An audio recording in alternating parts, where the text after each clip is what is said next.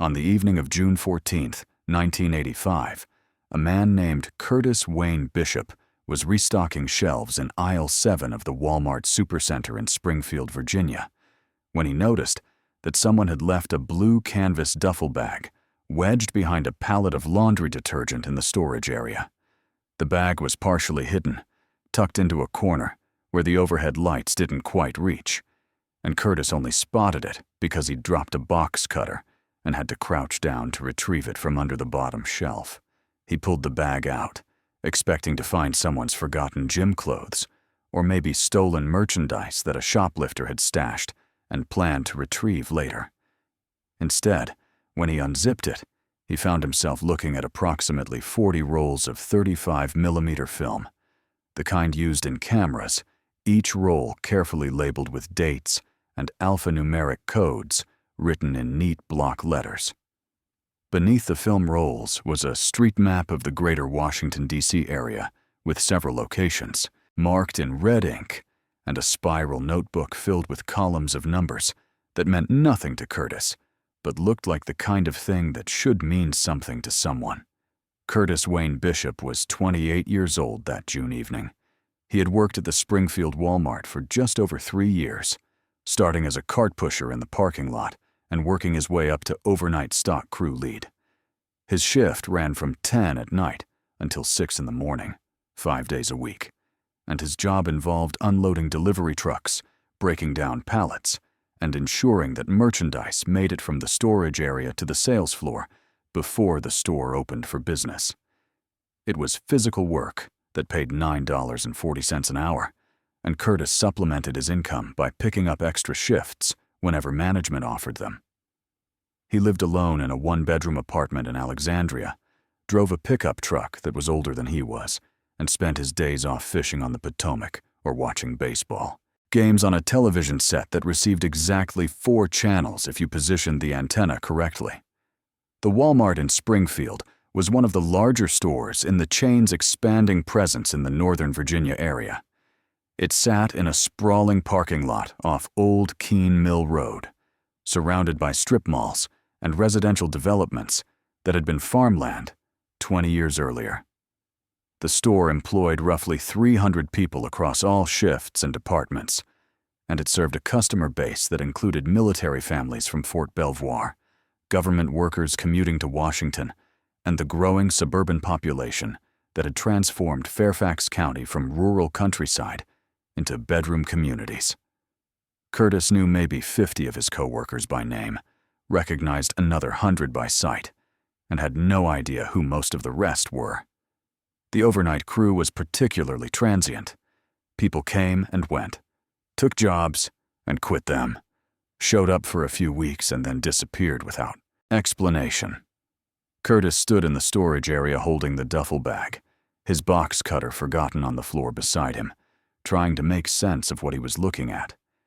His first thought was that this was some kind of elaborate prank, that one of his co-workers had planted the bag as a joke to see how he would react. But that explanation didn't hold up under even casual scrutiny. The film rolls looked expensive, professional equipment, rather than the cheap disposable cameras people bought for vacations. The map had been marked with precision, small red dots indicating specific addresses or intersections, and someone had drawn lines connecting various locations in a pattern that suggested planning rather than randomness. The notebook contained page after page of numbers organized in grids, some entries crossed out, others circled, all of it written in the same careful handwriting. Curtis set the bag down and looked around the storage area. It was a vast space, perhaps 20,000 square feet, filled with pallets of merchandise stacked 12 feet high in rows that stretched toward the loading dock at the far end. Fluorescent lights hung from the ceiling, buzzing softly and casting harsh shadows between the stacks. The overnight crew was spread throughout the store at this hour, some people working the grocery aisles, others in electronics or housewares. And Curtis was alone in this particular section, with nothing but the hum of the ventilation system and the distant sound of a pallet jack squeaking somewhere toward the front of the building. He picked up the bag again and carried it to the small office near the loading dock that the overnight managers used as a base of operations. The office was empty, which wasn't unusual. The managers spent most of their shifts walking the floor, checking progress, dealing with problems as they arose. Curtis set the bag on the desk and unzipped it again, this time examining the contents more carefully. The film rolls were labeled with dates ranging from February through May of 1985, most of them marked with codes like SR12 or WP07 or FX19. The map showed locations throughout Northern Virginia and D.C., including what appeared to be government buildings based on the street names Curtis recognized. The Pentagon was circled, so was the State Department, and there were marks near several residential neighborhoods in Arlington and McLean, the kind of affluent areas where diplomats and senior government officials lived. Curtis closed the bag and sat down in the manager's chair, his heart beating faster than it had any reason to beat while sitting in a Walmart office at midnight. He had never served in the military, had never worked for the government, had never been involved in anything more complicated than making sure the cereal aisle was fully stocked before morning. But he lived in Northern Virginia in the middle of the Cold War, and even someone who spent their nights stocking shelves knew enough to recognize that what he was looking at might be connected to something serious. The previous year, newspapers had reported that a Navy intelligence analyst named John Walker had been arrested for selling secrets to the Soviets. 6 months earlier, a story had broken about Soviet diplomats being expelled from the United States for espionage activities. The world was divided into two camps, and the dividing line ran through cities like Washington, where the visible business of government was conducted in office buildings and congressional chambers, while the invisible business of intelligence gathering was conducted in parking lots and dead drops and places where ordinary people would never think to look. Curtis made a decision. He took the duffel bag and locked it in his own locker in the employee break room, then returned to his work, finishing the restocking of aisle 7, while his mind turned over possibilities he had no framework for evaluating. He told himself he was being paranoid, that the bag probably belonged to a photographer who worked at the store and had forgotten it during a previous shift. But photographers didn't label their film with alphanumeric codes. They didn't mark maps with government buildings. And they didn't hide their equipment behind pallets in the storage area where it might be discovered by accident. His shift ended at 6 in the morning. Curtis clocked out, retrieved the duffel bag from his locker, and carried it to his truck. He sat in the parking lot for 10 minutes, watching the sun rise over the shopping center and the early morning traffic beginning to build on Old Keene Mill Road, trying to decide what to do next. The obvious answer was to report the bag to store management or to the police. But Curtis found himself hesitating, not because he wanted to keep what he'd found, but because he wasn't sure anyone would take him seriously. He was a Walmart stock clerk. He had a high school education and a work history that consisted of loading trucks and stocking shelves. Who would believe that he had stumbled onto evidence of espionage in the storage area of a discount retail store? Curtis drove home to his apartment, took the bag inside, and set it on his kitchen table. He made coffee and sat staring at the bag while he tried to think clearly about his options.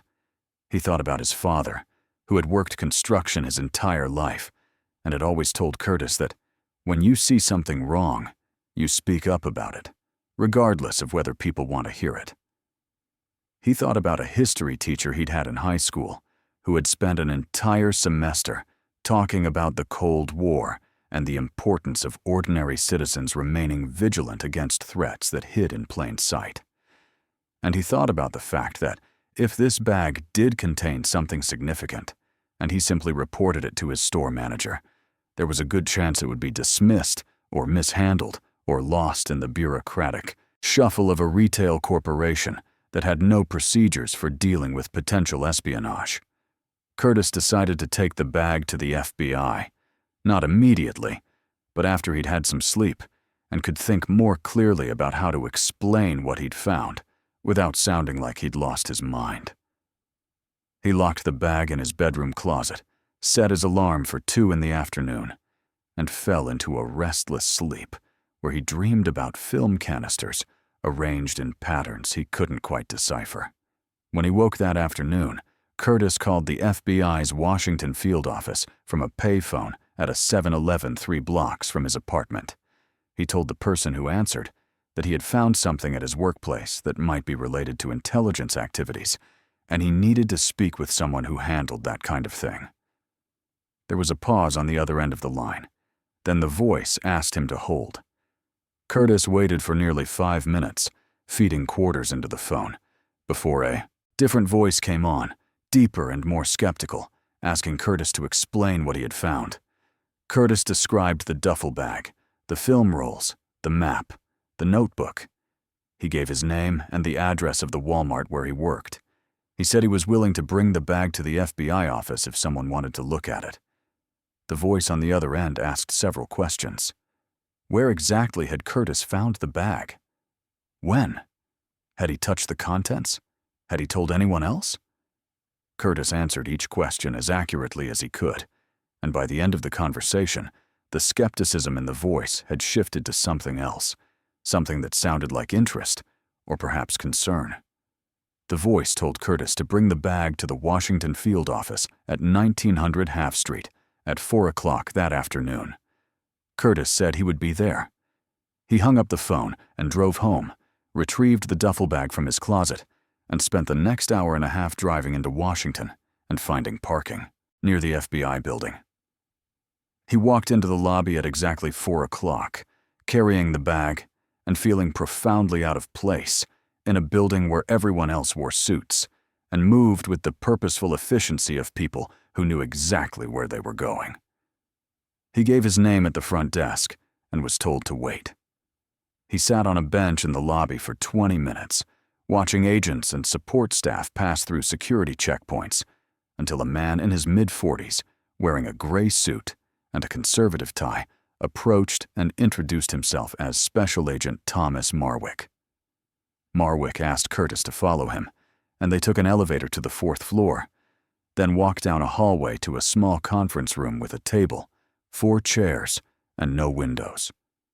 Marwick asked Curtis to set the bag on the table, and then asked him to repeat everything he'd said on the phone, this time in greater detail. Curtis walked through the entire sequence of events, from dropping the box cutter in aisle 7 to finding the bag behind the pallet to examining its contents in the storage area office. Marwick listened without interrupting, occasionally making notes on a yellow legal pad, and when Curtis finished, the agent opened the duffel bag and began removing items one at a time, examining each with the careful attention of someone who knew what they were looking for. Marwick spent approximately 15 minutes going through the bag's contents. He held the film canisters up to the light, flipped through pages of the notebook, studied the map with the intensity that made Curtis increasingly certain he had done the right thing by coming here. Finally, Marwick set everything back in the bag, closed it, and looked at Curtis with an expression that was difficult to read, but seemed to contain equal parts concern and calculation. The agent told Curtis that what he had found was potentially significant, that the FBI would need to keep the bag and its contents for analysis, and that Curtis had been right to report it rather than simply turning it over to store management.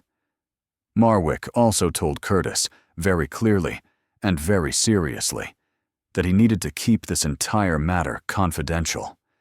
He should not discuss it with his co-workers, his friends, or his family. He should not mention to anyone at Walmart that the FBI had taken possession of the bag. He should return to work as usual and act as though nothing had happened. Curtis said he understood. Marwick asked if Curtis would be willing to answer additional questions if the investigation required it, and Curtis said yes. The agent took down Curtis's contact information, including his work schedule at Walmart, and told him that someone might reach out in the coming days or weeks, depending on what the analysis revealed. Then Marwick stood, shook Curtis's hand with a grip that was firm but not aggressive, and thanked him for his vigilance and his willingness to report what he'd found. Curtis left the FBI building feeling lighter than he had felt since discovering the bag, but also strangely deflated. He had expected something more dramatic, more immediate. Instead, he had been thanked and dismissed, sent back to his ordinary life with instructions to act as though nothing extraordinary had occurred. He drove back to Alexandria, stopped at a diner for dinner, and arrived at Walmart that evening for his shift at 10 o'clock, where he clocked in and reported to the storage area to begin breaking down the pallets that had arrived on the afternoon delivery truck. For the next week, Curtis worked his normal schedule and said nothing to anyone about the duffel bag. He scanned the faces of his co-workers, trying to determine if any of them seemed nervous or were behaving differently. But everyone acted exactly as they always had. The overnight crew stocked shelves, complained about management, took smoke breaks in the loading dock area, and counted down the hours until their shifts ended. No one mentioned a missing bag. No one asked Curtis if he'd seen anything unusual in the storage area. Life at Walmart continued with the same mundane rhythm it always had. On June 23rd, 9 days after Curtis had reported the bag to the FBI, Special Agent Marwick appeared at the Walmart at approximately 11:30 at night and asked the manager on duty if he could speak with Curtis Bishop privately. Curtis was pulled from the automotive section, where he'd been restocking motor oil, and he followed Marwick to the manager's office near the loading dock, the same office where Curtis had first examined the bag's contents. Marwick closed the door and told Curtis that the FBI had analyzed everything in the duffel bag and had determined that it was part of an active espionage operation. The film rolls contained photographs of classified documents related to military communications systems and satellite technology. The map marked dead drop locations where materials were being exchanged, and the notebook contained coded information about meeting times and contact protocols. The FBI had been running a larger investigation for several months, tracking a suspected Soviet intelligence network operating in the Washington area, and the contents of the bag had provided crucial evidence that filled in gaps the Bureau had been unable to close through conventional surveillance. Marwick told Curtis that the FBI had identified the person who had hidden the bag in the Walmart storage area. His name was Viktor Ostrovsky, and he worked as a night janitor at the store, a position he'd held for approximately 7 months. Ostrovsky was a Soviet intelligence officer operating under false identity, using his job at Walmart as cover, while he gathered information from several assets who worked in the defense industry and government.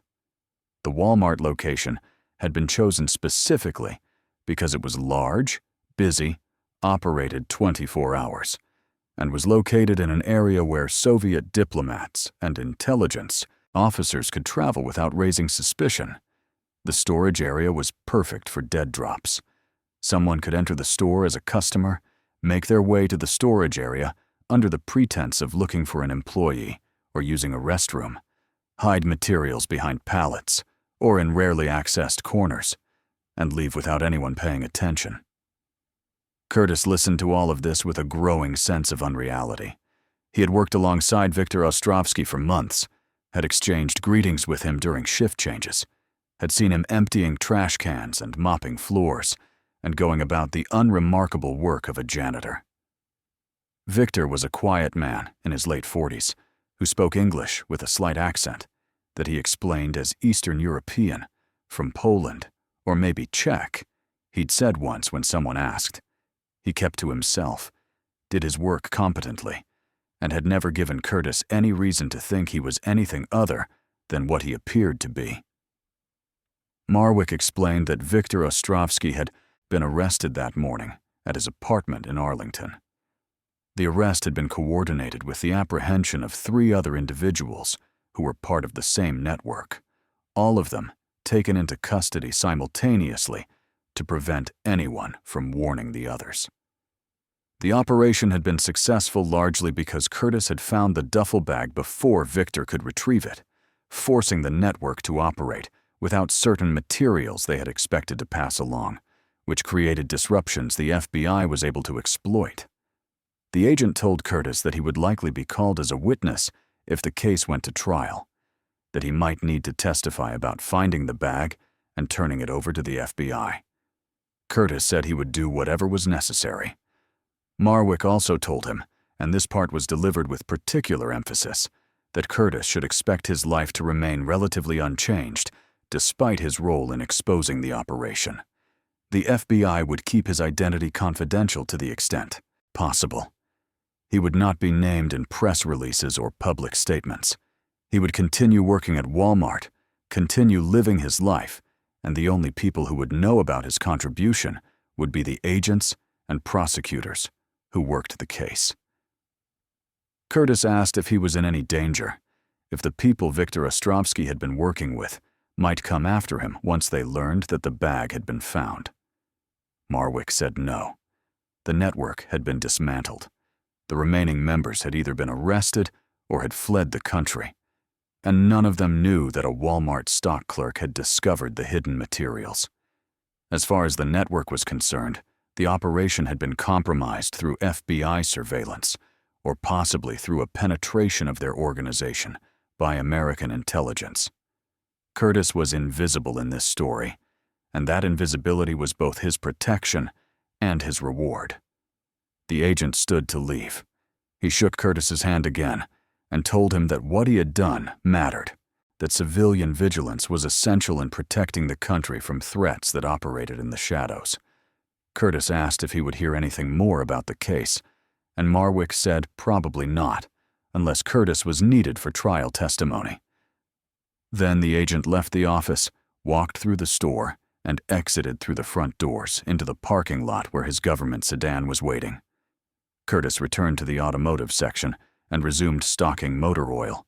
His hands were shaking slightly, and he noticed that he was having trouble concentrating on the simple task of arranging bottles on shelves. He kept thinking about Viktor Ostrovsky mopping floors and emptying trash cans while simultaneously operating as a Soviet intelligence officer. He thought about how many times he'd walked past Viktor without really seeing him, how invisibility was the most powerful disguise someone could have in a place like Walmart, where hundreds of people moved through the building every day and nobody paid attention to anyone unless they had a specific reason to. The next morning, Curtis saw a brief article in the Washington Post reporting that 4 individuals had been arrested on espionage charges, that they were suspected of passing classified information to the Soviet Union, and that their operations had been focused in the Northern Virginia area. The article mentioned that the arrests were the result of a lengthy FBI investigation, but provided no details about how the network had been discovered. Viktor Ostrovsky's name was listed among the arrested, identified as a foreign intelligence officer who had been operating under false identity. Curtis folded the newspaper and set it aside. He drove home after his shift, took a shower, ate breakfast, and went to bed. When he woke that afternoon, he called his mother in Tennessee, something he did every few weeks, and they talked about her garden and his younger sister's upcoming wedding, and whether Curtis would be able to get time off work to drive down for the ceremony. His mother asked if anything interesting was happening in Virginia, and Curtis said no. Everything was pretty much the same as always. Over the following months, Curtis was contacted twice more by the FBI. The first time was to sign a formal statement about finding the duffel bag. The second time was to be briefed on the trial proceedings and to confirm that Curtis was willing to testify if called. In the end, Viktor Ostrovsky and 2 of his co-conspirators pleaded guilty to espionage charges in exchange for negotiated sentences. The 4th member of the network, a woman who worked as an administrative assistant at a defense contractor, went to trial and was convicted. Curtis was never called to testify. His name never appeared in any public documents related to the case. Curtis Wayne Bishop continued working at Walmart for another 6 years. He was promoted to assistant manager of the overnight crew in 1987 and to store operations manager in 1989. In 1991, he left Walmart to take a position with a logistics company that paid better and offered benefits that included health insurance and a retirement plan. He never told his co-workers about finding the duffel bag or about his role in exposing a Soviet intelligence operation. He never told the women he dated, or the friends he made, or the neighbors who lived in the apartment units on either side of his. The only person he ever told was his wife, years later, after they'd been married for 5 years, and she asked him one evening if anything extraordinary had ever happened to him, anything that most people would never believe. Curtis told her the story exactly as it had occurred, and she listened without interrupting. And when he finished, she said that was the most interesting thing anyone had ever told her. Then she asked if he'd ever gone back to look at the spot where he'd found the bag, if he'd wondered how many other times something significant had been hidden in that storage area without anyone noticing. Curtis said he had thought about it many times, had walked through that section of the storage area countless times over the years that followed, and had never found anything else unusual. But he'd learned to pay attention in a different way, to notice details that most people overlooked, to understand that the world contained hidden layers that existed just beneath the surface of ordinary life. The story of Curtis Wayne Bishop is not well known because Curtis Wayne Bishop made no effort to make it known. He lived his life, did his work, and accepted that his contribution to national security would remain permanently unacknowledged, except in classified files that almost no one would ever read.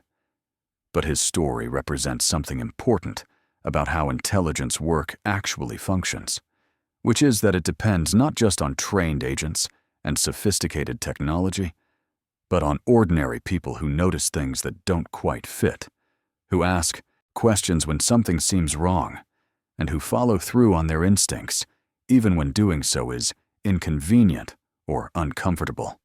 Viktor Ostrovsky served 18 years in federal prison before being released in 2003 as part of a prisoner exchange negotiated between the United States and Russia. He returned to Moscow, where he lived until his death in 2011. He never spoke publicly about his work or about the circumstances of his arrest. The other members of his network served similar sentences, and all of them eventually returned to Russia or other former Soviet states. Curtis Wayne Bishop retired from the logistics company in 2018 at the age of 61. He lives in North Carolina now, in a small house near the coast, where he spends his time fishing and reading and watching baseball games on a television that receives significantly more than 4 channels. He occasionally thinks about that June evening in 1985 when he dropped a box cutter and found a blue duffel bag that changed the trajectory of his life in ways that were both profound and completely invisible to everyone around him. He thinks about how easy it would have been to ignore the bag, to assume it was someone else's problem, to stay focused on stocking shelves and getting through his shift. And he thinks about how the smallest decisions can cascade into consequences that ripple outward in ways no one can predict, affecting outcomes that extend far beyond the immediate moment. The Walmart in Springfield, Virginia, where Curtis worked for those years in the mid-1980s, was demolished in 2012 and replaced by a newer, larger store built to modern specifications. The old building was torn down. The storage area where Viktor Ostrovsky had hidden intelligence materials was reduced to rubble and hauled away, and nothing remains now to mark the location where a stock clerk found evidence of espionage while restocking laundry detergent. But the story exists in the memories of the people who lived it, and in the classified files that document what happened and why it mattered. And it serves as a reminder that vigilance is not the exclusive domain of intelligence professionals, that ordinary citizens performing ordinary work are sometimes the first line of defense against threats that hide in the places we least expect to find them. Curtis Wayne Bishop noticed what others overlooked, reported what he found, and returned to his life without seeking recognition or reward. His contribution to exposing a Soviet intelligence network operating in Northern Virginia in the mid-1980s was significant, but it was never celebrated publicly and likely never will be. And that's exactly how Curtis prefers it, because he never did what he did for recognition. He did it because it was the right thing to do, because the blue duffel bag behind the pallet of laundry detergent contained something that shouldn't have been there, and because ignoring problems doesn't make them disappear, it just allows them to grow in the dark.